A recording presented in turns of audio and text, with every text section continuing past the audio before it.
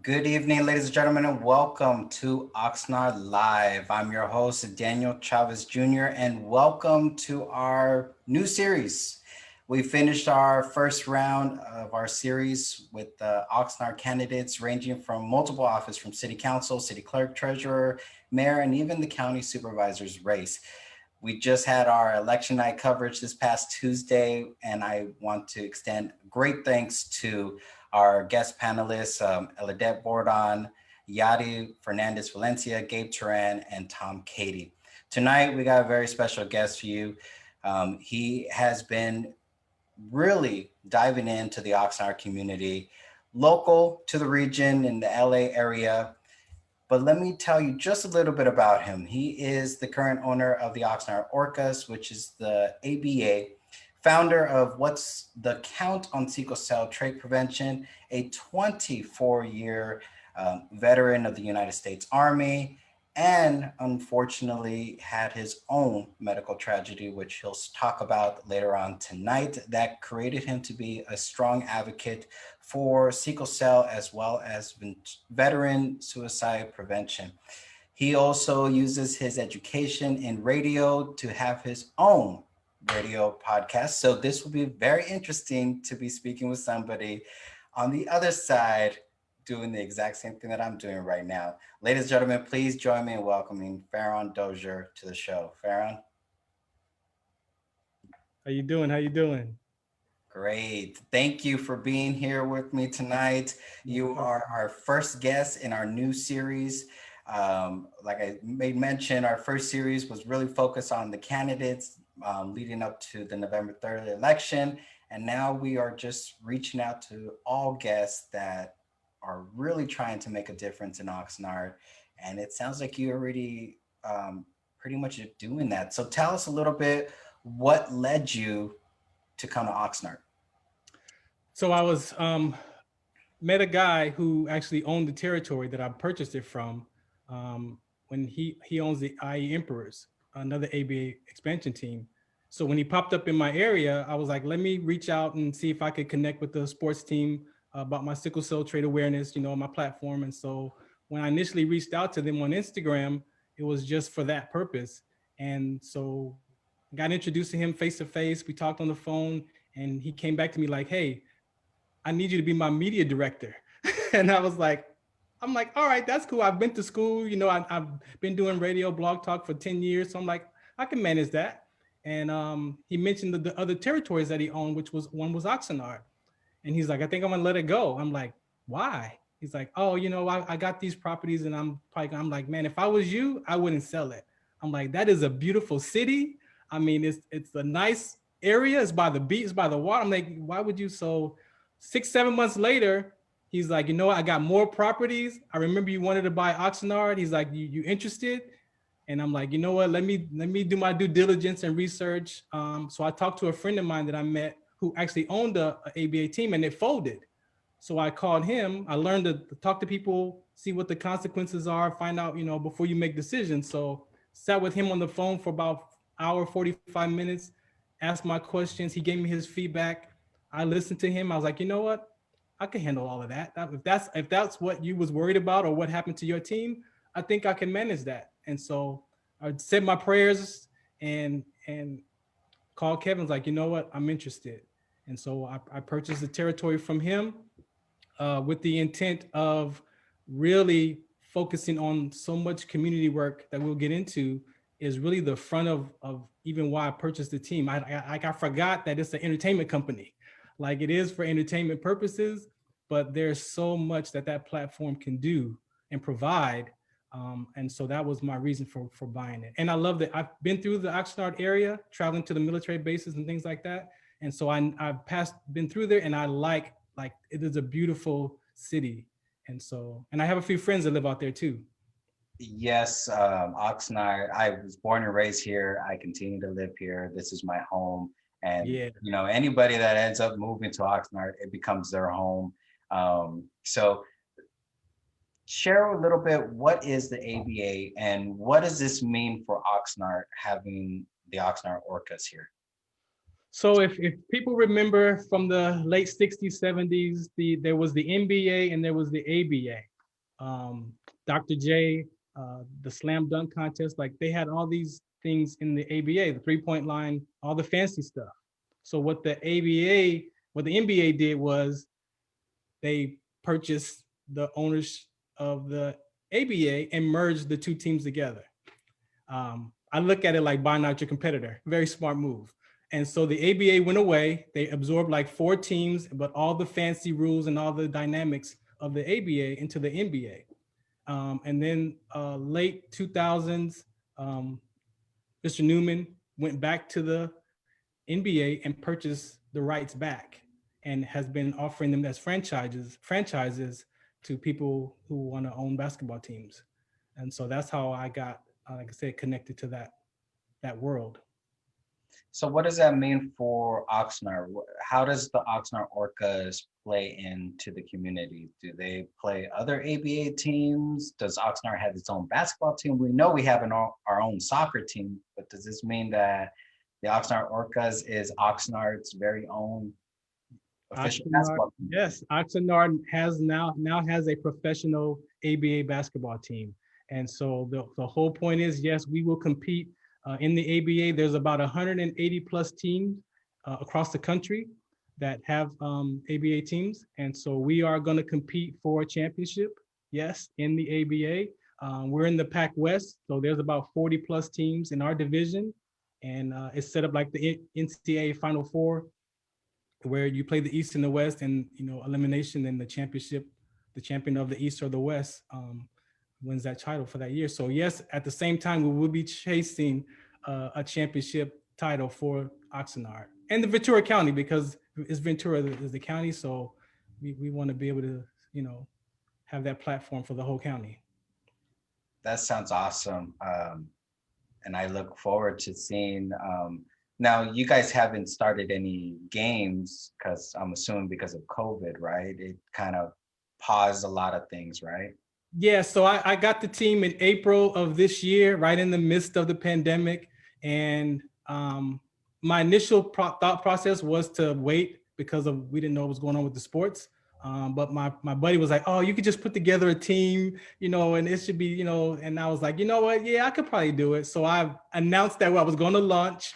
And then about July, when we saw all the sports just really shutting down, and the right before the ABA went to the bubble.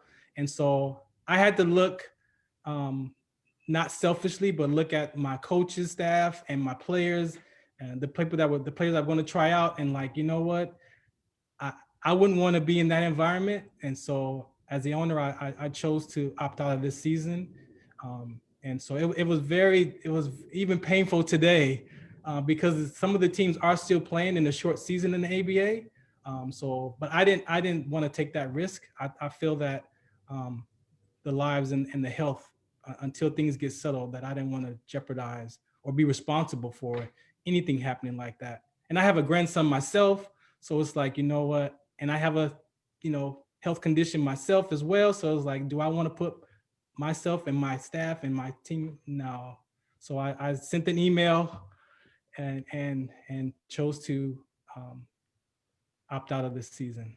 That's very commendable of you to look out for your team, for those that want to play, because a lot of times businesses, franchises, they tend to get a bad rap because they only care about that profit margin, and they kind of forget about those that are directly affected by it. So I commend you for taking those bold steps to care about the health and welfare of everybody else. Basketball players want to play though, right? Oh, of course. I'm everybody that plays sport. So that was the part. I was really like, I didn't want to disappoint those guys, but it was like I had to make the call, and I prayed that they understood where I was coming from. But it was way bigger than basketball. So of course. Now you made mention that you have your own medical thing, and in your bio it said that you suffered ultimately a medical tragedy while you were at Master Sergeant School in the U.S. Army. Can you tell us a little bit about that? Because that actually led into your advocacy for sickle cell? Yeah. Yeah. So 2006, I was at a Master Sergeant Academy up in Central California, Camp Roberts. I think it was my 17th year. I got up like normal that morning, got out, we did the push-ups, sit-ups, and the 2-mile run. So that last lap of the 2-mile run, I could hear the instructor, 1545, 1546. So I'm like, hey, I'm doing pretty good. And so we're trained to sprint that last lap. And so I did. My mind kicked in and I took off. And when I played it back, I did feel like an electrical charge like come over my body when I took off the sprint, but I didn't think anything of it. So I crossed the finish line, 16 minutes, put my hands over my head to get air in my lungs, all the stuff we're trained to do. But then all of a sudden my peripheral started getting dark. And I'm like, man, I don't feel well. And then as it started getting darker, I kneeled down and closed my eyes and lay back. And when I opened my eyes, everything was spinning like 1,000,000 miles an hour. So I closed my eyes real tight. Medics came and got me, took me to the hospital in Twin Cities.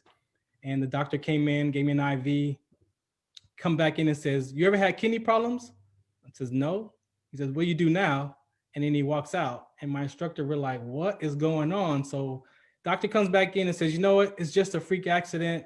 Dehydration, heat stroke, you probably didn't have enough water, whatever. So I'm gonna give you one more IV, go back to the barracks and get some rest. And the instructors allowed me to take that day off.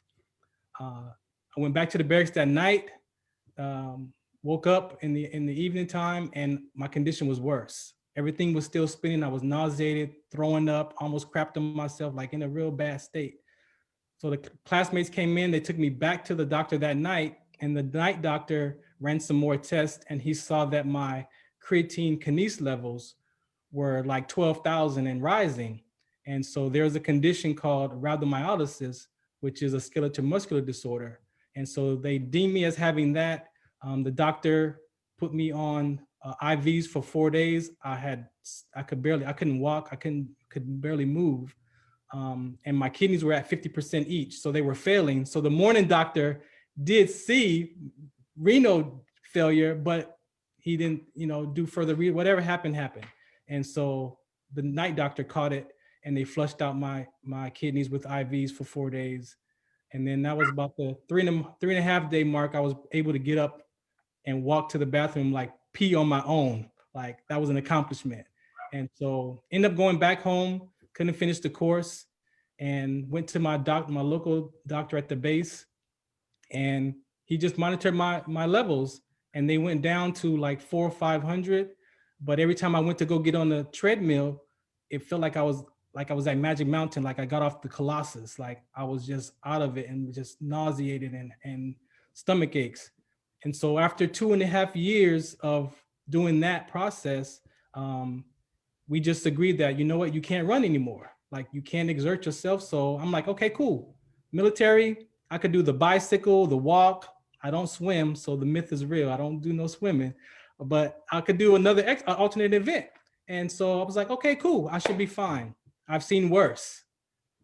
I turned that paperwork in and the state surgeon, they read those documents and told me that, you know what, matter of fact, you got to stop exercising completely until we find out what happened to you. And I'm like, that was 2.5 years ago, almost 3 years. Like, I'm fine. I just can't run. They were like, no.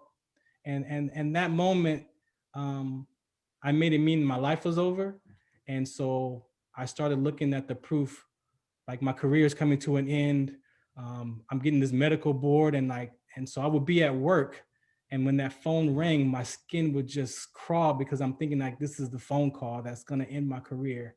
And so it's like I watched it on the screen of my life just spin into this depression. And it was downhill after that. So now I'm dealing with physical pain, plus I'm dealing with my mental health. And so it was my last, from 2009 that started until 2013. I had dealt with that severely. And so during that process of the depression, I was going to mental health appointments and I was still getting worked on because now I have arthritis, like my body is failing, it's shutting down. And so one of my officers that I served with during the war in 04, 05, we passed each other on the base And he's like, how you been? I'm like, you don't want to know. He's like, no, tell me. I'm like, man, my muscles, I could barely walk. I'm in pain. He says, you know what? Something like that happened to me where my muscles locked up, but I have sickle cell trait. So I have to drink extra water, take these vitamins. And I'm like, why does that sound familiar?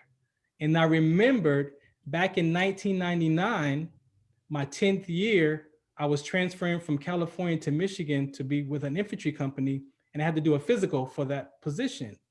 And the LA Air Force Base did my physical, and they test for sickle cell trait. So the doctor called me after my physical a couple of days later and was like, hey, you need to come back to the clinic. And I'm thinking, uh-oh, like what do I got? Like, do I have something? So I go back, I sit down, he's like, do you know you have sickle cell trait? I says, no. Okay, well, we just want to let you know. I'm like, okay, wait a minute. I have a cousin with sickle cell disease. It's not the disease. He's like, no, it's not. You're just a trait carrier. You should be fine. Just make sure you don't have any children. I'm like, I'm done having kids. So that's like, you should have told me that a long time ago. So he's like, we just want to let you know, but no pamphlet, no brochure. I'm in PCS into another state. So I'm not thinking about my health. I'm like, okay, I got to pack up my house, get my family out of here. And so I just never thought about it anymore. But I've always had this pain in my left arm. And at 5, my parents took me to the doctor and they said it was growing pains. And so my left arm would ache like crazy, not like it's sleep, but like this pain to the bone. And my grandmother would hold me over the sink and run warm water over my arm with the only thing that would soothe it. But they told me at 5 years old, it's growing pains. Well, I'm 50 and that pain has not gone away. So after discovering, being reminded of I have this trait, I did my research in 2010 and I found that athletes have been dying and collapsing, that military personnel, that people hanging out skiing in Denver, Colorado, where the oxygen levels are thin, have been dying and having health problems. And then I did more research and went to the CDC and saw that they have it written in their information that sickle cell trait can cause health problems, that there are risk factors, and never knew none of that was possible with that inherited gene. Never knew any of it. So from 1999 until you 06. 06, you have been living with this. You've been told at the age of 5, oh, it's just growing pains. And that technically, not technically, but typically tends to be the generic response from Of doctors. course, yes, of Talk course. about, oh, it hurts, it hurts, it hurts. Oh, you're just growing. It's okay, get over it. But it was actually something that could potentially have been caught a lot sooner than, Yes. 99 or 06, when it actually struck you really, really hard. You're in the military, you're doing your PT, and this happens. Now, with this, how long after that 06 did you stay in the military before you said, you know what, I can't really do No, it? I never said I can't. They said so 20 by 06 to 09. And then 09 started the process of them looking into my health records and checking me out, and then in 2010, they found me not fit for service, and it took them almost 3 years. So by 2013, I was medical retired. It took them almost 3 years to get all the paperwork, and then me fighting and appealing because like I said, I was not done. I had plans, and so I fought as long as I could until they medical retired me. And, in the midst of all that, what turned that into what spun that into a positive was my mental health appointment. One of my appointments, my regular doctor wasn't there, so another guy, Dr. Ashley Benjamin came in, and he looked at my files and he was like, "What are you gonna do when you retire?" I said, "Well, I got this idea of a sports brand called What's the Count. I'd probably just sell some T-shirts, sit on the dock of the bay, watch the tires roll away, and whistle, because that was my retirement song." So I'm like, I'm probably just gonna, just do that. So he opened up this book that he and his colleagues wrote, a student handbook for college, and he opened up to a page, and it had a paragraph of athletes with sickle cell trait exertion. And I read that, and I'm crying. I'm like, you know what happened to me? He's like, oh yeah. And it happens a lot, and it gets overlooked.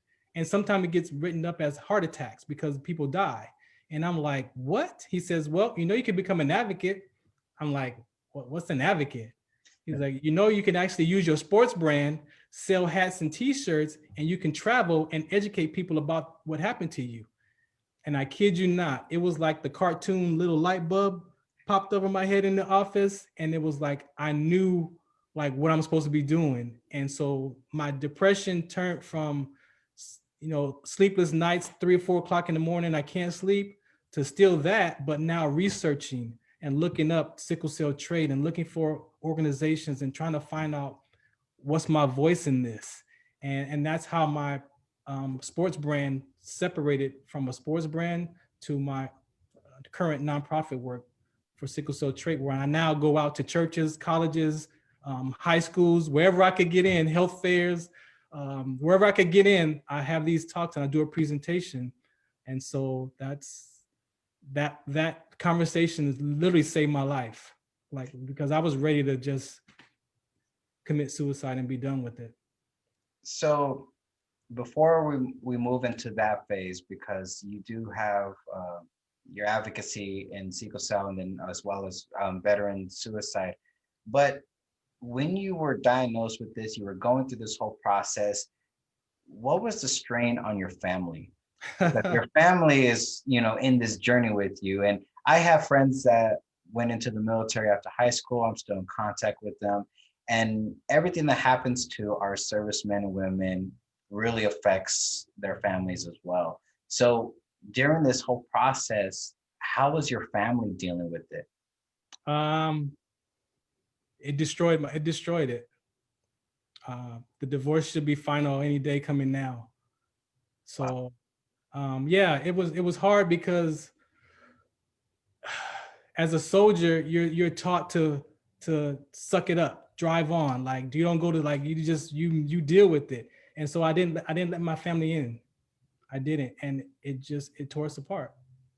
It damaged. And so, like I said, out of all of that work of being okay with but doing the work to be okay with my own self, I had to find some level of peace in all of it, because I found when I made it mean my life was over, your subconscious mind is so powerful that it looked for all the negative. So no matter what happened to me, well, no wonder, because my life is over. No wonder, because my car broke down, because my life, like, all that just bombarded, and I was ready to just jump off the roof to see if I would land on my feet, or I kept my 370Z, so when I was ready to commit suicide, I would go fast in my favorite car. And so it was devastating. And my family, we're in a better place now, because I've done a lot of work on my mental to maintain myself, but it ended a lot of relationships. Matter of fact, more than just my personal life, but friends and as well. It destroyed a lot. Now, this is kind of, I don't want to say normal, and that might be the poor choice of words, but for our military members, they tend to deal with a lot personally, and they don't really let people in to try to help them deal with it. They try to figure it out on their own.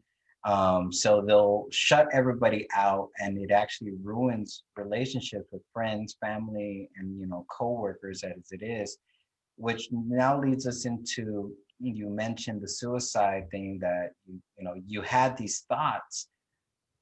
Tell us, what steps of advocacy have you taken in regards to the veteran suicide, just because of the fact that you have it happened to you? You thought about it, you were planning it out as to how would I want to go. Oh yeah. You share with us I called my mom. I was trying to have a talk with my mom one morning, and she was not listening. And I jumped in my car and I told her, you know what, I'm gonna do it while you're on the phone. And she was like, you better not, what are you doing? And I jumped on the freeway, gassed it. But there was something in the back of my mind that was like, you are meant.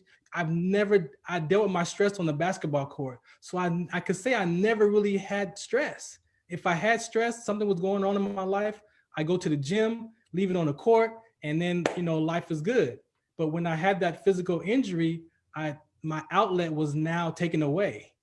So I didn't have an outlet. So I internalized everything. And so what what interrupted the suicide was me finding my purpose. Like, I still have the thoughts, I still have to manage it, but when I go to those dark spaces, I remember there's a whole community of people out here that I took responsibility for. So that is my saving grace, that God allowed me to find that gift, like that conversation that I'm born to serve back. So why would I take my life when I know that there are people who might hear my story, that I could save that child's life? Or so it's the constant, managing.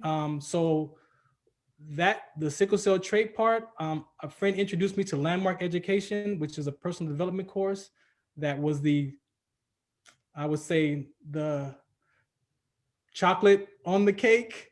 And that literally took me back to my childhood.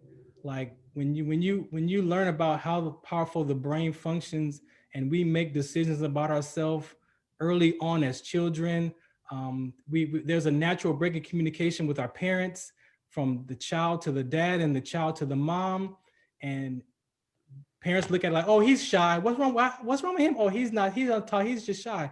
No, that child has made a decision about that parent, where either I'm not loved, I'm not accepted, I'm not worth it, and it's to those two parents first. And then the third one is our peers. And as soon as you look for that acceptance from your peers and you don't get it, or that breakup with the first girlfriend, or the crush, or the bullying happens, those three decisions happen before 16. Your life goes from this wide open 5-year-old live child to this 16-year-old that this is all I see, and life is over.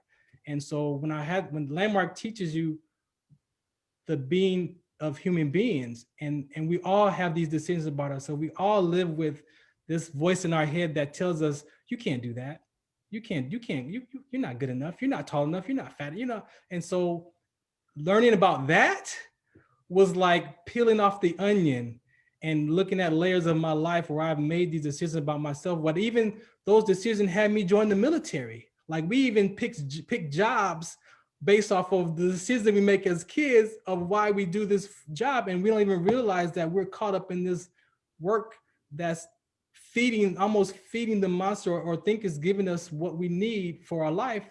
And it really doesn't. And so when I was able to take those classes and peel some of those layers off, I was like, you gotta be kidding me. Like the love from my dad was always there. Like, he did love me, but a 5-year-old kid was like, no matter what you tell me, Dad, you don't love me, because I got proof.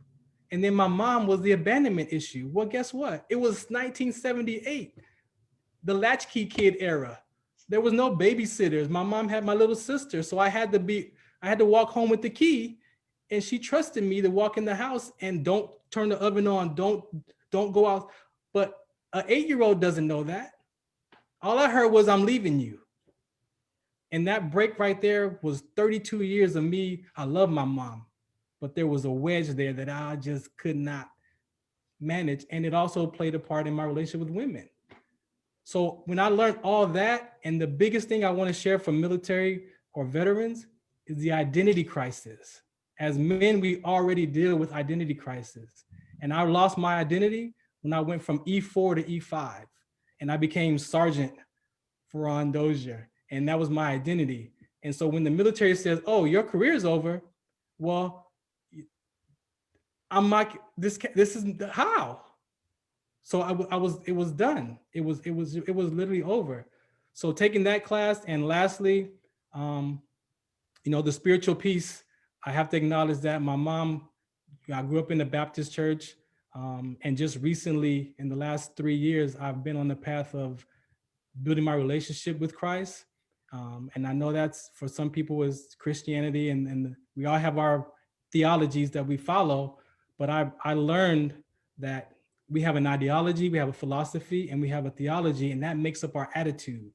And so putting those three pieces together has allowed me to discover a level of peace or I can talk to you. Like I said, I have to manage it. And then I went back to the VA for my services. Cognitive behavior, I can tell you, if you're a veteran and you have some PTSD, or you just trying to figure out what's next for your life, that cognitive behavior class went to my thinking.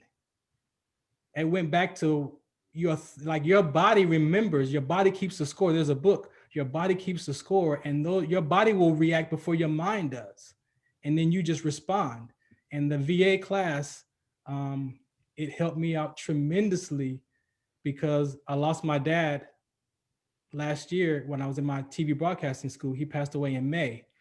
And I just did not want to live the rest of my life like that emptiness with my dad. Like, he and I healed before he passed, so I knew that we both did the work. So I was at peace with that 5-year-old. We understood, but now it's the humanness that I miss, and I didn't want to live. I didn't want to live like that. I didn't want to live. This is 15 years now, and I miss my like. So the VA offered grievance classes. So I went to the grievance class. Like, soon as I graduated school, I went to the grievance course, and I went to those 10 sessions, and I put my life in that grievance class, and I listened to the principles and the values, and I realized that I wasn't by myself. Like, this is a normal human experience. And so from that, I said, I'm not done. Like, I want to do more work. He's like, what do you want? I'm like, I want to heal with my mom. Like, I want to finalize that healing before she passed. So he said, well, we have this cognitive behavior that we use for PTSD. And so I'm like, I'm in. And that was like the biggest piece that I just completed just a few weeks ago, that I was able to understand that my thoughts and my thinking and everything is not 100% and everything's not zero, So I don't trust women was at 100% not trusting, that I had to do the work and see, you know what? Well, maybe I don't trust them. Maybe there's 65% that I do trust. Or maybe there's a 60-40, so maybe I could deal with that. And so just peeling off all those, again, the identity issues, the thoughts of myself, the shame of the divorce and the shame of all the shame, like all of that stuff that we deal with as veterans, that the military teaches us how to objectify. Objectification is something that I think is taught for us as human beings as a survival technique. Like, make sure you stay away from those people and things like that. In the military, it does such a great job that it shows us how to take a person into a terrorist, how to take a person into, from like police, like we objectify each other all day. Homeless, veteran, sickle cell, cancer patients, like we put these labels on people that desensitizes us from that human connection. So I could treat you a different way because subconsciously I just objectify you as an other. And so I think that's one of the biggest things that I've been dealing with now with veteran suicide, is that how to peel off that objectification that we've been grained in. I was 19 when I joined, and I already had stuff. So it was like the military just reinforced it in my thinking, because they tell you, if you're supposed to have a wife, we would issue you one. This is basic training talks. Jody's got your girl, so don't worry about your girlfriend. You're here to train. And so a 19-year-old, it's like, well, I'm disconnected. Like I can't worry about what my girlfriend's doing, because if I'm doing that on the battlefield and I'm daydreaming, my whole squad could get killed. I could get killed daydreaming. So I get, the meaning behind it. But then again, like I said, that one day that mind is going to remember, man, that was a person, or these are people. And now you got to live with that. And so the veteran suicide, if we could interrupt, like myself, find out that what's next. Like we were all born for, if you believe you're born for a purpose and a reason, there is a conversation that all of us have that we can serve back to the community. And that conversation will actually open doors for you.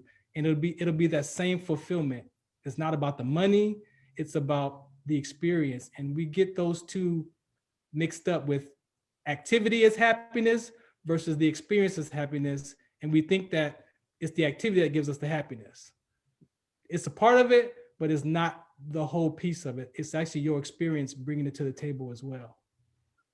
I honestly have to say, wow, from 2006, it's been a roller coaster for you. I'm trying not to cry right now. You know what? I was listening to you and Try I'm not to like, cry right now. I'm feeling emotional because, again, I have friends that join the military. I have family that join the military. Um, in high school, uh, in Oxnard, there's two junior ROTC programs, which is the Junior Reserve Officer Training Corps, and respective branches, whether it's Navy, Air Force, Army, whatever branch. I just so happen to be part of the NJROTC at Wainimi High School. Did that for 4 years. We go through the whole process. We went through the little mini boot camps every year. We went to annual inspections. We got yelled at by the DIs, all Marines. Sometimes they'll throw in an Army person. We went through the whole experience. And of course, learning about the Navy and its values, how it started and so forth. And a lot of my friends and family members will agree with you that you are ultimately reprogrammed. You're desensitized from the human connection, that now you need to be ultimately a machine. You can't have any feelings. You can't have any of your own thoughts. You have to do whatever we tell you to do, and you have to be able to do it willingly. And well, not willingly, but just blindly, just go with it. And hearing all of these things, that how it plays a role, and how even something as young as a 5-year-old experiencing something with their parents leads all of us as we're growing older. I don't share personal things very often, but I can honestly tell you and everyone else that's watching, the beginning of the year, I did go through something very, very personal, and it really destroyed me. And I spoke to a friend that really helped guide me. Her job is a life coach, and she really helped me and guide me. And we traced everything back to when I was a kid. Yes. So it's like, when you're talking about these are your experience with your parents, it was like, wow, this is me. This is what happened to me. My experience with my parents led me to be how I treat women, how I treat men, how I treat anybody, Yes. how I act as a person. People see me, oh, you're just this cold, hard person. You don't. I'm like, I'm actually really nice if you get to know me. But people saw me as this, this brick wall, and that's not who I was, and that's not what I wanted to project to people. So she really helped me with that. So listening to you talk about that, it was like, wow, this is relatable to anybody, that they can trace everything back to when they were a kid. And it may not even have been personal. Like you said, you're 8 years old, you're told to go home, don't touch the stove, lock the door, do not open it, do not answer my phone, all of these things. And you took that mentally as it was a negative thing, when in reality, it wasn't so much of a negative. It was just giving you more responsibility than you were supposed to have at that age. And I think about when I was young, I'm the oldest of 4, and I had to do the same thing. I had to have that responsibility at 9, 10 years old, and I took it as a negative. So, me and my mom, we're still going through the challenges of trying to rebuild a relationship, but it still has that piece back there that it's kind of hard to let go. So I can relate to you on that level. As far as the military go, I can't really relate to you on that, but it's that part. If you could relate to that part, that's what one of the things I do want to disappear as well, because we're taught in the military. They're civilians. They don't understand. Well, you know what? I don't want you to understand. But if I could get you to relate to me, then we could have way more relatedness conversations than you trying to understand and you're just throwing out stuff that you can't connect to. No, no, no, no. Let's talk about what you relate to, and then there we can further the dialogue. For me, that's going to be very important. And one of the number one reasons why I bought the team is because I want to bring this education to the next generation. So imagine if we could teach our 8-year-olds this knowledge and these techniques, these foundation skills, how to think, how to look, and how to look at the consequence, like early on. But by their 8, 9, 10, 11, 12, guess what? This whole next generation is going to be in a whole nother mindset of thinking clearly, not reacting from the stuff that we're dealing with. We're already dealing with our own stuff, and then you got to deal with the systematic stuff. And so I'm like, you know what? I'm like Moses. I'm like, you know what? I'm ready to set the people free, but we got to go to the wilderness. And the wilderness is where the work is getting done, where you got to look in your own life and you got to peel that stuff off. So when we get to the next generation, that place called Canaan, we're not worried about, I'm not good enough to go to Canaan, but okay, now what's Canaan bringing, so we could think clear. So I kid you not, the social, all this stuff that we've been dealing with, I'm sorry, it goes back to these kind of conversations, that if the individual person is responsible for themselves, then I'm not gonna run from them. I'm not gonna run from the cop. Hey, I'm driving with my tags expired and I left the house and I know they was expired and you caught me. You got me, right? But I'm not gonna run. My dad, and this is the difference. My dad taught me, hey, look, if you get it altercation with the police, if they come around and they're not talking to you, you get out of there. But if they're talking to you, you give them the information, you say what, you answer the questions. If you feel violated or something went wrong, you come home and then we'll go deal with it. And that's how I grew up. So the conversations that are now that are, I mean, it's separating our worlds way more than this virus has done. And I just believe that there is a certain conversation that we can have if we're honest with ourselves, that will peel these things off and teach people how to just think clearly. Look at the consequences first. Let me ask you about that, because as you know, that has been a huge topic for months.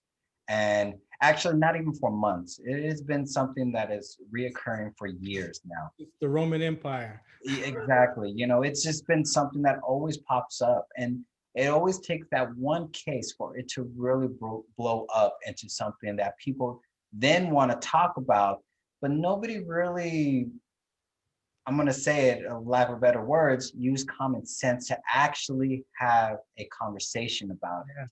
Yes. It is so much of dive in, here's my talking points, I'm sticking to these talking points, I don't care what you say, these are the right talking points.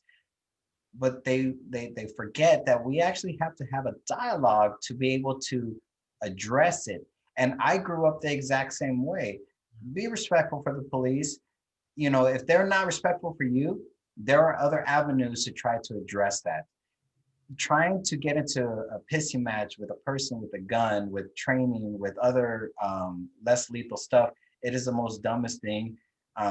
We're not David and Goliath. We can't throw a rock and think that it's going to save everything. But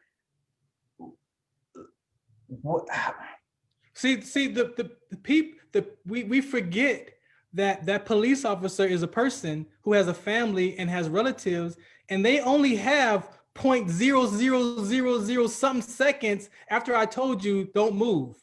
Yeah. Like we don't look at that. They got seconds to react after they gave you an order to just sit there and let's figure this out. But if you're irate and upset, I mean, it's not that it should happen to a person, but like you're saying to me, what you're saying is, why don't we talk about the natural laws? Why don't we go back to just the natural, not the laws that the government have put in place just to keep people to abide by the, no, look at the natural laws. Don't steal from each other. Don't like the natural stuff that will just keep us all safe from harm and danger. We don't even want to do the natural stuff. It's like, oh no, I got my cell phone camera, and I blame that. I blame that on the Rodney King episode. When that guy filmed that and that stuff went viral, it's like, hey, I got a camera, I'm gonna record you. And if even if you kill me, guess what? My family might get paid. Now So I everybody mean, thinks they're so Spielberg at it's that like, point. yeah, so it's like, and that's just my point of view, but I just think it all goes back to kind of that era. And so now, come on, you turn a camera on anybody, their whole attitude changes. It's like they do stuff for the camera. And unfortunately, it's costing lives. And the objectification part of it, again, you know, a lot of us grew up with, my father didn't live with me. I was blessed to have stepfathers, but it still wasn't my dad. Yeah. And so you looking at, you know, a lot of the way the government systems are now, you know, you can have Section 8, you can have food stamps, but there can be no mail involved. I mean, these are the things that I want to talk about with this platform that's going to help just shift the way that we look at life. And you have to be open to look at it from another perception, interpretation, and perspectives. And there's no right way to live a life, but there are natural laws to apply. Now, have you ever had resistance to your views? Because your views are very similar to mine in regards to, you know, deal with the police the appropriate way. Then if it's not appropriate, you can deal with them later. But common sense says deal with the natural laws. Don't steal from people. Don't kill anybody. You know, those are the laws that everybody can agree on. The laws about stay in this speed limit in this area, you know, those are governmental laws. Have you ever met or deal with resistance to your views when it comes to the police as being a minority? I know I have. Yeah. So, you know, I go here. You know, my grandfather was post-slavery. He was a little guy. He grew up, he didn't teach us about those episodes, right? So there's some families that we acknowledge our ancestors in slavery, but we don't live from that conversation. So my grandfather taught us, hey, you make your own way, you create your own life. Don't worry about what the system is. Don't worry about what no, you create your way. It's not the systems. But there are some families who I say anchor their conversations based off of our ancestors. And so again, like you said, this is repeating itself because we have these conversations around our young generation. Like I think about Floyd's daughter, right? And the kids her age that are going to grow up that saw all this stuff on social media, they've already downloaded that. They've already heard their parents listening, being included in the conversation, listening to what their parents are saying about what happened. And they're going to grow up with that same mentality, and they're going to be like, F the police, my just do it for my ancestors. And it's like, hold on. We could do it for your ancestors. We can acknowledge it, but then this is your life. You get to create this life, and you get to say what's going to happen with your life. But if you're not okay with yourself, how can you? You can't fight the system. The systems they're there. I'd say when you look at the Roman Empire and the Greek philosophy, I'm not a philosopher or nothing like that, but my spirituality took me back to understand, like, where are we at today's times? It is the Romans ruled the world for 2,000 plus years, and they took over that Greek philosophy. So all this democratic, all these beliefs are still from those people who were a part of those systems that controlled everything. So when Rome broke up, not from a war, when they broke up, they colonized the different parts of the world with the same mindset. So the same families run the countries, what they say, like 10% of the families own everything, food, the fuel, the media networks. There's a group of families that own that, but look where they come from. They're descendants from all of that. So you have the people here, we're arguing amongst each other about being black and white when we're not joining forces to be able to take on those systems. We could really take on those systems. and force them to pay attention. Why can't they write a law right now? What I see as a black man is there's nothing in the system as a law that protects us as a person, that values us. If you look what Mike Vick did, you do anything to a dog or a cat, you're going to jail. There's no laws written that says, hey, if you hurt this black person, they're just as important as the rest of us. So we're not saying don't arrest us. Give us an opportunity to go to jail. But you're not even letting us go to jail. You killing us before we could even get to jail. Let the jury figure it out if we're guilty. But so the laws, why can't they write a law tomorrow that says, look, stop. These are the consequences. If you kill a black person, just like you do a white person or a dog or a cat or animal, that we should have this. And there's nothing that gives us that same sense of value, that if I go drive my car knowing that, okay, well, I know my tax is expired, but I got to get this food for my daughter and I'm going to take a chance. Okay, officer, you caught me. Yeah, it's due. I don't have the money. Like, can we talk about it? Yeah.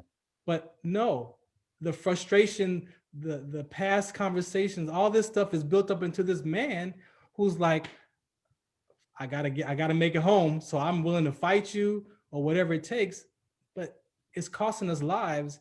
And like I said, there's a part of me that I would almost give my life to that conversation. I won't give it to police brutality, but I would give it to stand for this kind of conversation like Martin Luther King did and be like, you know what? There is another conversation we could have. I would take that on. Am I ready to have my life jeopardized and threatened? You know what? Maybe. Because for me, racism is what I learned from Landmark Education. A person who's racist, ask them, are you racist? Yes, I'm racist. Why are you racist? If they say, well, because you got them. You got them. Because you could have a conversation with that person who says that they're racist because of whatever. And by the time you peel those layers off, they're going to realize that racist attitude that they have is not their own influence. I hate black people because a black man killed my uncle. Okay, but let's talk about that.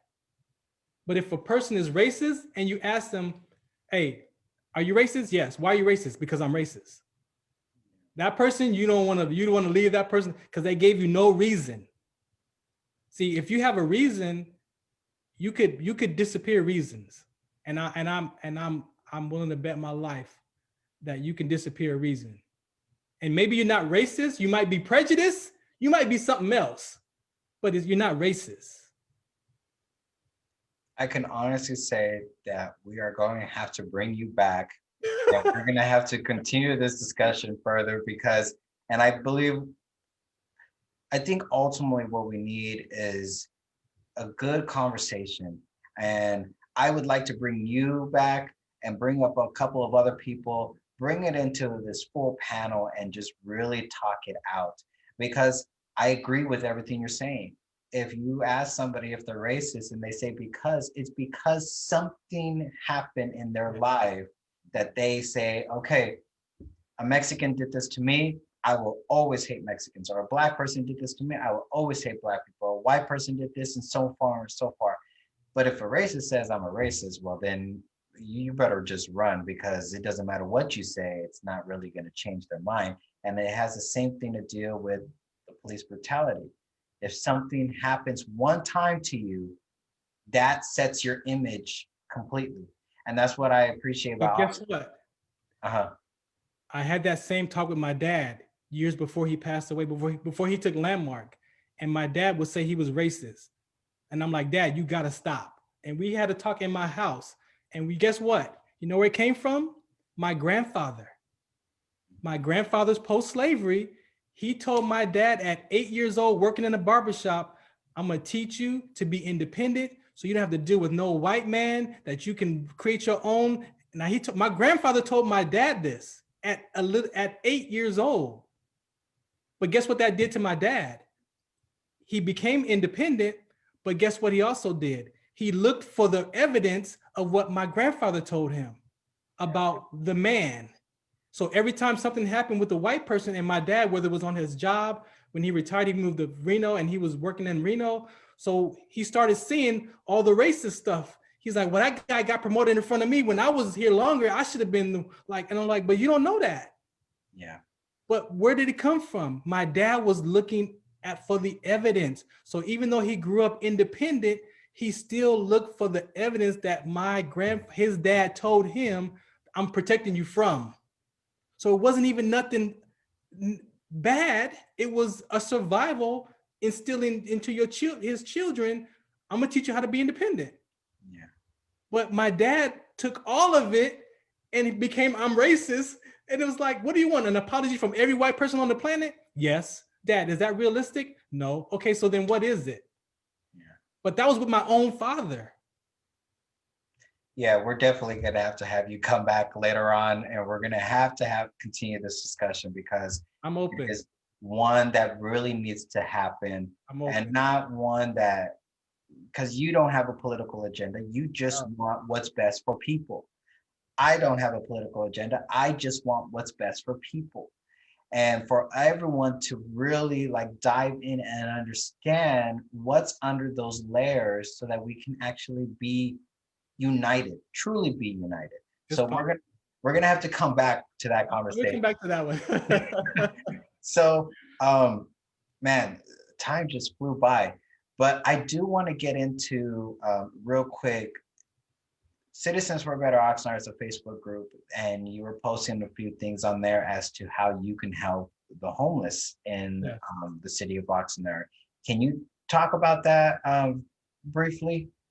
So when I retired, actually, in 2013, I have a military talk show called Trench Talk, and I interviewed a guy, Joe Leal, who runs Vet Hunters, and he created a motorcycle club to support his organization. So I joined the military MC, and we were like part of his community of when we went to do homeless events. You know, we passed out stuff, but we also took guard, and we would go out into the washes of under the freeways and look for veterans and build relationships. So I had done that.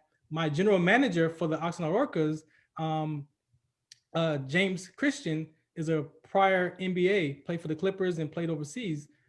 He's my general manager. He has a foundation called Teach One, Reach One that does basketball stuff and so community stuff.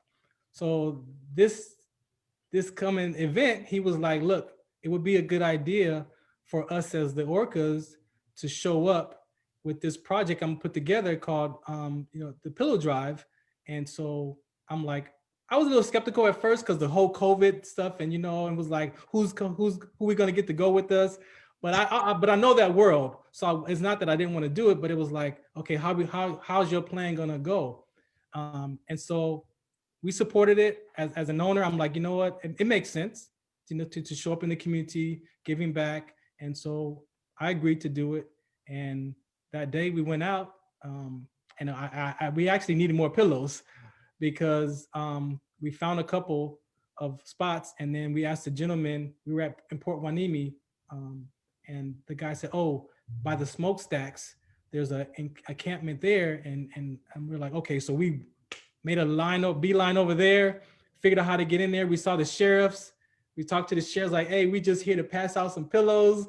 We don't want no problems." So they were like, "Oh yeah, no, you're good. You're fine. You just got to walk in."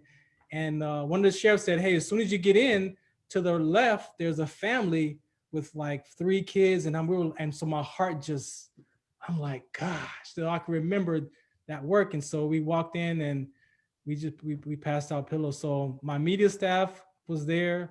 I'm the president of a MC for veterans called Disabled Veterans. So my sergeant of arms escorted me. We wore our cuts. Another community member from Oxnard came and supported us. So it was a small group of us, but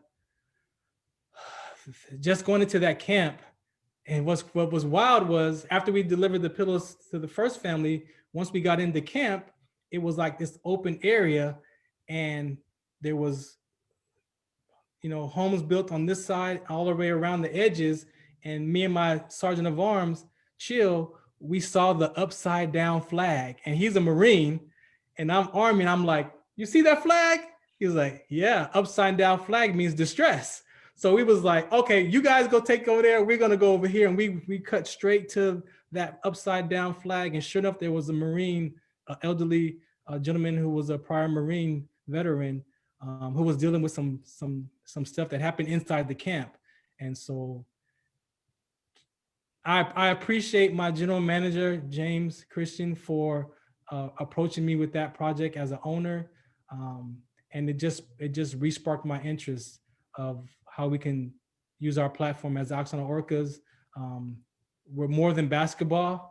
Like basketball is going to be the bonus. So all these conversations that you've heard, that I shared, from my sickle cell trait to the mental health to the youth, like I'm bringing these conversations to that community of people so we could do some of the real work and then play some basketball.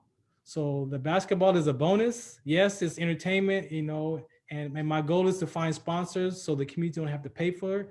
So I'm looking for restaurants and business to partner with us so we can, each home game will have a theme, so people can sponsor that theme and we can give those tickets away to the youth and to the community to come in and watch us chase this championship, but also have my players be a part of that community piece. So you're not just going to play ball with me. We got work to do, right? And so there's mentorship programs that we have. My veteran mentor, is a Korean era veteran. He's 86. He has part of this conversation that we're bringing since the 60s. He's changed lives in youth back in the 60s before there was group counseling.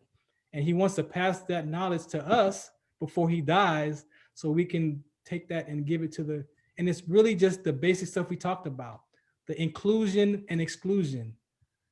If you look in the world and look at even the voting process is an included or exclusion. If you don't vote, you're this, and we as human beings, the worst thing you could do to a child, which was like myself, I was on punishment all the time. Go to your room.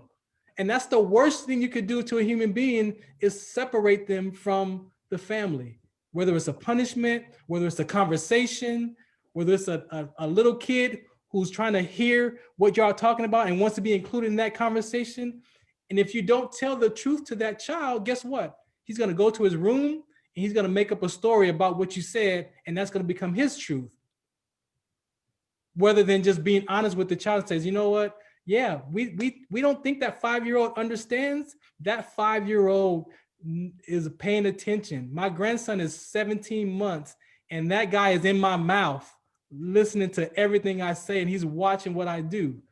Luckily, I'm aware and I'm breaking the cycle with my own children, and he's gonna have that opportunity to have a free mind to think for himself along with what he needs to be for him. And that's what I'm bringing to the community, Daniel. That's the reason why I bought the team, is to have it. And whatever the community wants to talk about, you can bring your platform to us. We'll embrace it and we'll have these hard talks. We have to have these hard conversations. We have to. I absolutely appreciate you, one, joining me in this conversation and allowing Oxnard to really know who you are, your struggles over the years, what your plans are for the community. And it's commendable because you really want to support. And I'm monitoring this feed, and Peggy Rivera, who is a longtime advocate here in the city of Oxnard for homelessness, she is asking me to give you her number. So after our conversation tonight, I will message you her number so she can, so you guys can speak to each other. She is actually the chair of the Homeless Commission in the city of Oxnard. They haven't met since the whole pandemic started, but she is in constant communication with the housing director in the city. So you two linking up to really try to help on the homeless side, I think it would be very beneficial. And everything that we spoke about, I'm right there with you. We got to get it. We're actually working on right now to come back to Oxnard to feed, to do like a soup kitchen feed with an organization. the day before Thanksgiving. So we're working on that right now. We all agreed to bring ourselves and some players to help, feed, serve, and things like that. So that's the next plan for us coming back to Oxnard. I live in Fontana. I'm telling you, I'm not gonna lie to you. I'm about 10 minutes from selling my house because I do want to live in that area. So I'm torn.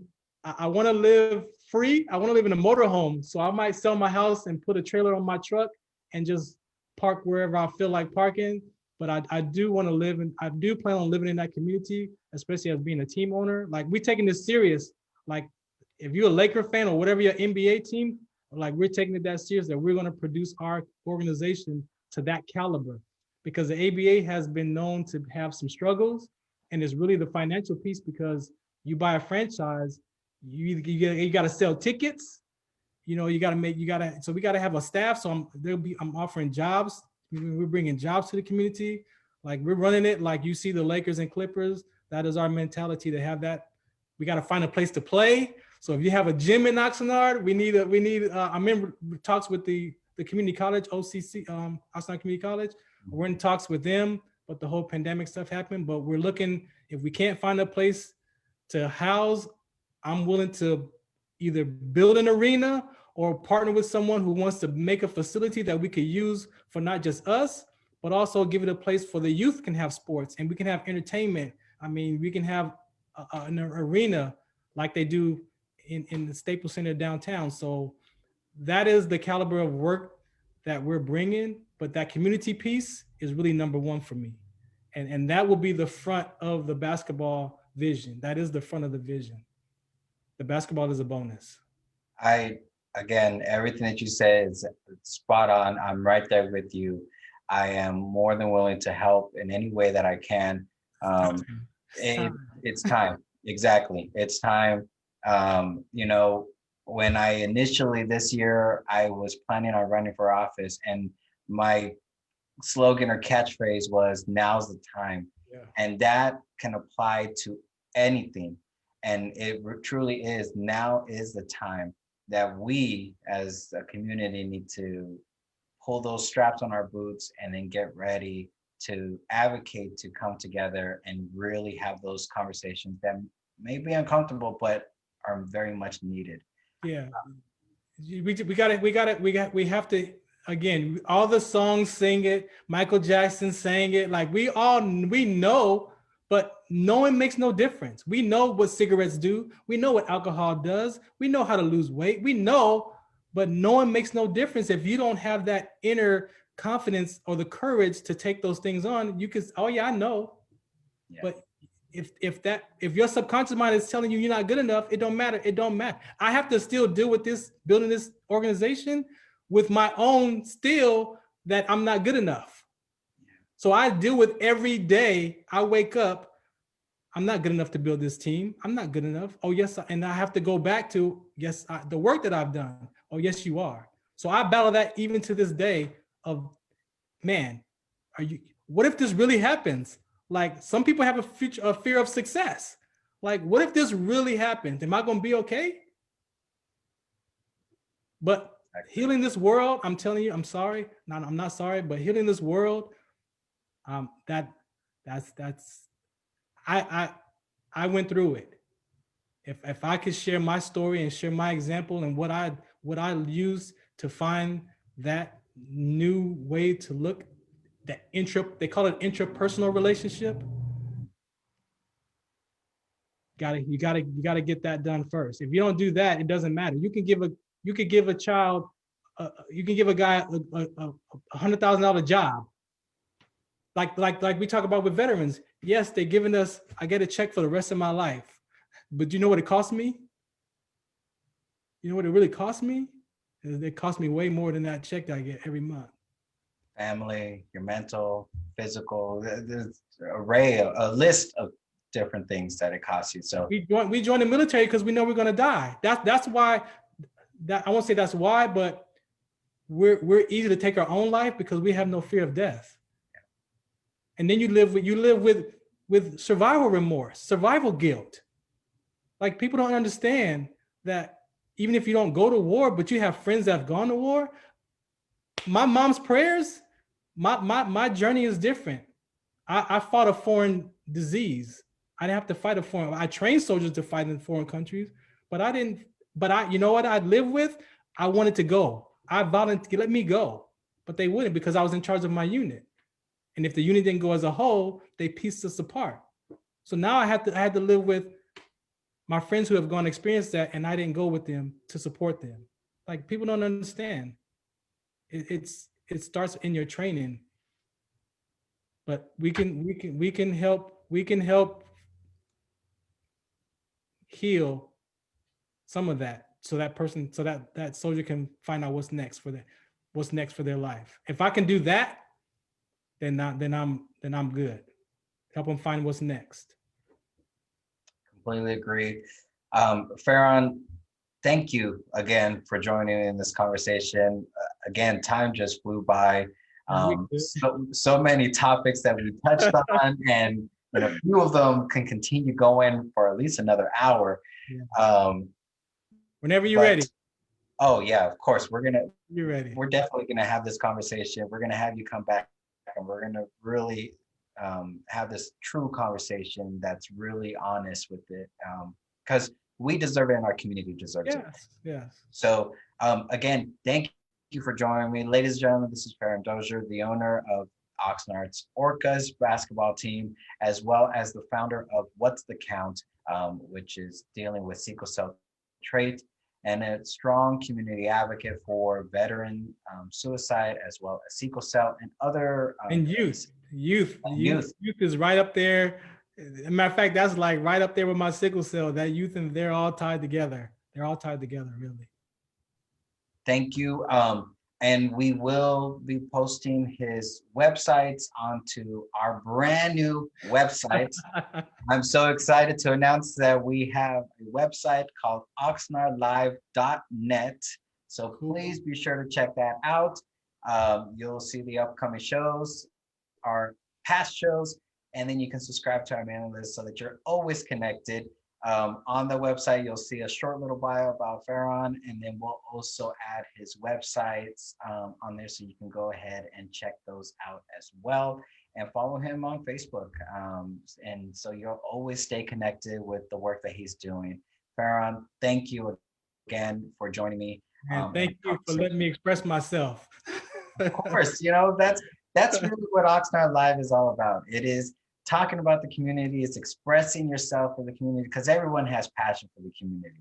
And like I shared with you, you don't have to be born and raised here to have love for this community. You just have to spend a couple of hours and you will fall in love with the city of Oxnard and want to do everything to try to help it. And it sounds like you already did. So welcome to the Oxnard family. Thank you. All right, ladies and gentlemen, this is Oxnard Live. I'm your host, Daniel Chavez Jr. Thank you again to our guests, Farron Doizer, the Oxnard Orcas owner. Yeah. There we go. This is Oxnard Live, all live and 100% real. Have a great night, everyone.